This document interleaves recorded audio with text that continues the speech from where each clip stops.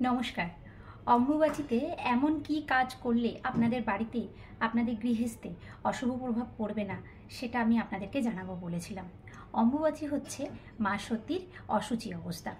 অম্বুবাচী আজকে 8:56 লেগে গেছে এবং অম্বুবাচী ছাড়বে হচ্ছে মঙ্গলবার, অর্থাৎ 25শে জুন, রাত্রির 9:15। তো এই যে অম্বুবাচী প্রবেশ থেকে নির্গম অবধি, অর্থাৎ অম্বুবাচী লাগা থেকে অম্বুবাচী ছাড়া অবধি এই যে সময়টা, এই সময়টাকে কিন্তু অম্বুবাচী বলা হয়, মানে মা সতীর অশুচি অবস্থা ধরা হয়। তো এই সময় অনেক গৃহস্থ বাড়িতে এমন কিছু অনিয়ম করে ফেলেন আপনারা অজান্তেই, যেটাতে কিন্তু বাড়িতে অকল্যাণকে আপনারা ডেকে নিয়ে আসেন। আপনাদের এই ধরনের কিছু কাজ আছে যেগুলো আপনাদের করা উচিত, আর কিছু কাজ আছে যেগুলো করা উচিত নয়, সেগুলো নিয়ে আজকে আমি আপনাদেরকে জানাবো।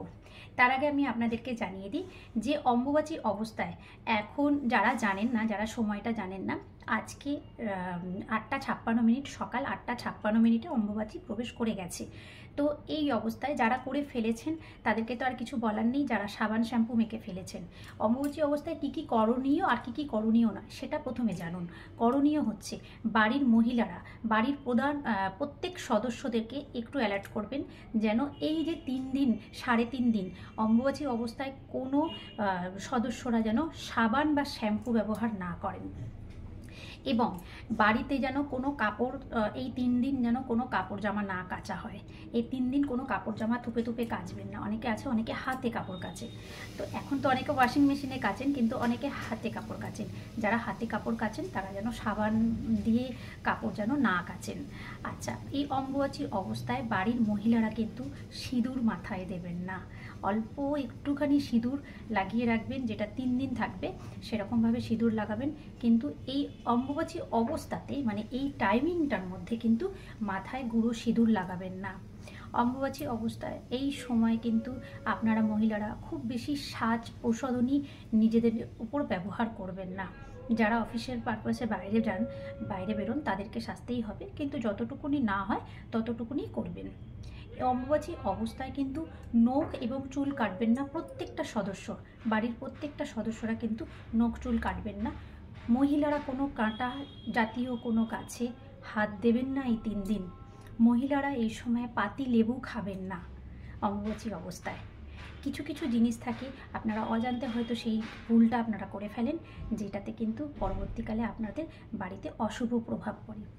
তো এই জিনিসগুলো একটু মাথায় রাখবেন। অম্বুবাচীতে আপনাদের বাড়ির যে সিংহাসন, সেই সিংহাসনে কিন্তু যেই দেব দেবীরা আছেন, যদি কোনো দেবীরা থাকেন, অর্থাৎ মা লক্ষ্মী, মা সরস্বতী, তারপরে বিশেষত কোনো দেবীদের কথা বলছি, সেই দেবীদের মুখ কিন্তু অবশ্যই কোনো লাল কাপড় দিয়ে ঢেকে রাখবেন। আর কোনো দেবরা যদি থাকেন, অর্থাৎ ভোলে বাবা, গণেশজি, অনেকের বাড়িতে গুরুদেব থাকেন, সেই গুরুদেবকে আপনারা নিত্য দৈনন্দিন পুজো দিতে পারেন, তাতে কোনো অসুবিধে নেই। আর বাড়ির দেবীদেরকে কেন মুখ ঢেকে রাখতে বলছি, কারণ ওদেরকে আপনারা পুজো করছেন, দেবদেরকে পুজো করছেন, দেবীদেরকে পুজো করছেন না, সেটা কিন্তু একটা দৃষ্টিকটু ব্যাপার লাগে। তো সেক্ষেত্রে আপনারা অবশ্যই দেবীদের মুখটা ঢেকে রাখবেন। অম্বুবাচী ছেড়ে যাওয়ার পর অবশ্যই আপনারা আপনাদের নিত্য দৈনন্দিন যে পোশাক পরেন আপনারা, এবং বাড়ির বিছানার চাদর, এগুলো অবশ্যই আপনারা কাচবেন। কেচে তারপর কিন্তু আপনারা আপনাদের আবার যেমন দৈনন্দিন জীবনযাপন হয় সেরকম করবেন। এই জিনিসগুলো মাথায় রাখবেন। এবং সবথেকে বড় কথা হচ্ছে যে অম্বুবাচী অবস্থায় যদি আপনারা কিছু ভুল করেন, সেই ভুলটা কিন্তু সারা বছরই কিন্তু আপনাদেরকে, সারা জীবনে কিন্তু আপনাকে মাসুল দিতে হবে। তো সেক্ষেত্রে ছোট ছোট ভুলগুলোকে আপনারা মাথায় রাখবেন এবং খেয়াল রাখবেন যেন এই ভুলগুলো না হয়। আগামী দিনে আপনাদের ভালো হবে, শুভ হবে। মা তারা, মা দুর্গা আপনাদেরকে রক্ষা করবেন এবং আপনারা সঠিকভাবে চলতে পারবেন।